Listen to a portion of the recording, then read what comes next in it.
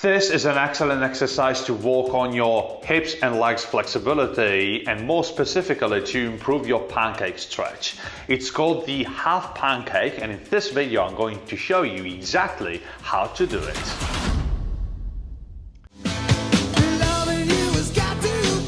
The flexibility guy, Coach Elia. Shinzvos, Asage yo guys, I'm the flexibility guy, Coach Elia, and in this video I'm going to show you how to perform the half pancake, which is one of my favorite exercises to work on your hips and legs flexibility, and more specifically to work on your pancake stretch as well. But since we'll be talking about hips and legs flexibility, let me show you my book, Split Stacking, which is the complete playbook to master the splits and drastically improve your lower body flexibility. So if you want to improve your legs and hip flexibility and also master the splits, you can check this book out following the link in the description down below. Alright, now with that said, let's start. Alright guys, so the half pancake stretch is an excellent exercise you do want to do if you want to improve your hips and legs flexibility. But let's see how to do it. You need a yoga block. I'm going to be using this yoga block. You can use something thicker or thinner depending on your flexibility level. But now let me show you how to do it. So you want to start in a pancake position, so with your legs wide apart here. Alright. Now the first thing you do want to do is this. You want to bend one leg in like this, can you see that? And you want to put your foot behind your glutes here with your toe pointed. You can see that thanks to that camera right over there. All right, can you see the pointed toe? I want to put my foot on the floor exactly like this. Now as you can see, depending on your flexibility level, a little space might be here under your bent legs hip, and that's why you want to use the yoga block. You want to fill that space with the yoga block, and that's why I said you can use something thinner or thicker depending on your flexibility level. Now from this position here, I really do want to sit down and stay comfortable in the stretch. Now I'm applying pressure. Because of that space, your body will go a little more towards your straight leg, but you don't want to allow that. All right, so press your body, press your hips back to center and create pressure here on this hip, because this hip is the most important part of this stretch. You're going to be working on your internal rotation here, which is a really important part of your hips flexibility. You're going to be working on your adductors flexibility, and in general you're going to be working on your hips and legs flexibility, and also on your hamstrings and glutes flexibility here on your straight leg. Now you gotta apply pressure here. All right, so apply pressure here. Feel that both hips are well pressed against something. This hip on the floor, this hip on the yoga block. Now as you are here, you got two main directions. You can move your body towards that leg like this, all right, and this is gonna stretch the hamstrings and the glutes of this leg and the adductors of this. But you're gonna be kind of focusing your attention on the straight leg here, and you can remain here 6 to 10 breaths. Every couple of breaths you do want to get deeper into the stretch. That's the main idea you do want to have. All right, or, which is what I strongly prefer doing here, bring your body in the middle of your legs. Now guys, you got your legs here. You do want to spread your legs as wide as possible. All right, so your leg setup should be as wide as you can. All right, you gotta spread your legs apart. Now you do want to look in between your legs, and it's gonna be much like here.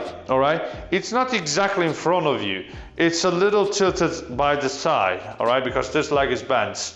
So you're gonna be applying pressure on both hips.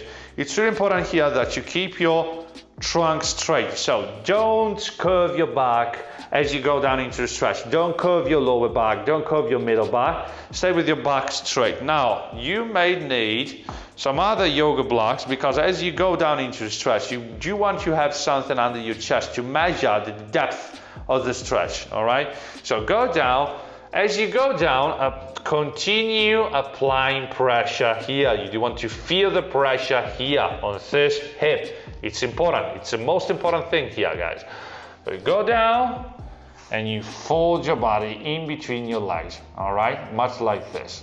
That's the main idea you do want to have. Now, if you got something like a foam roller or a weight, I strongly suggest you do something like this. You do want to roll with the weight into the stretch. Can you see that? I'm rolling. I stay in the stretch, 6 to 10 breaths. And every couple of breaths, I do want to try to get deeper into the stretch. All right? The main idea you do want to have here is that this leg is going to be well pressed against the floor and my trunk is going to be straight. You got the yoga block under your chest, but the main idea is that you do want to bring your belly, your tummy toward the floor. This is what's going to create the strongest stretch possible. So don't think about elbows, don't think about head. Think about tummy toward the floor, tummy and chest. For that reason, I'm gonna be using the weight here because I don't wanna think about bringing my elbows or my head down. I wanna think about bringing my head forward instead, all right? So I'm moving my head in front of me as much as I can. In front of me, my hips back. I'm gonna be pushing both hips against the floor, straightening my back, and I'm gonna be going into the stretch. As you make progress, you can decrease the height under your chest to find a new range of motion. Always 6 to 10 breaths, every couple of breaths, you get deeper into the stretch. And then you come out, all right? So make sure that you are avoiding the major mistakes you can make during this exercise here. Of course, you can do the same kind of walk on the other side. So remember, as you go into the stretch, you do want to kind of spread your legs as wide as possible, all right? Put this foot behind your glutes, but now guys, it's really important. Your foot has not to be pointed, it has not to be flexed, it has to be pointed. Because if you flex your foot, it's going to apply too much pressure on your knee. And it's not something that we want, all right? So, pointed foot, two main directions toward your straight leg. Keep your trunk straight, keep your head in front of you. Don't go down with your head, don't go down with the elbows. Push your head in front of you and bring your tummy and your chest down. Then, my favorite one, in between the legs, straighten your back, put something under your chest and go down into the stretch. Keeping that nice pressure on the yoga block under your hips, all right? That's the main idea you want to have. As you make progress, try to decrease the height of the support under your hips. I'm using something really thin, but you may use something like this, a little thicker or even more than that. And with time, the main purpose of the stretch is just going down with the hip until you can sit down comfortably here and you feel like, all right, I can almost touch the floor. It's not gonna happen for some of you, especially those of you who have tight hips, but this is excellent for tight hips. And that's why I'm suggesting you do this, all right? Because if you got tight hips and a tight internal rotation of the hip, so in general, the hip feels stiff. This is really good to work on that and to work on your pancake, on your side split, because by increasing the kind of general flexibility of this hip, you're going to improve also the side split. Yep. All right. So this is really one of my favorite exercises to work on your hip flexibility, to reach the pancake stretch, to reach the side split, in general, to get more flexible. All right, guys? Now, I know that after all this information, you may have a lot of questions, a lot of opinions. Maybe you give this exercise a go and you have something to ask. And I strongly encourage you to leave a comment down below, because I'll be really happy to have a chat with you, to talk about this exercise and to answer to all your questions. Also, remember that you can hit that thumb up button and help me grow this YouTube channel. It means a lot to me, guys. It's free. If you enjoyed, hit the thumb up. All right, guys? With that said, Shinzo Sasage yo, have a nice stretch and see you in the next video. Bye.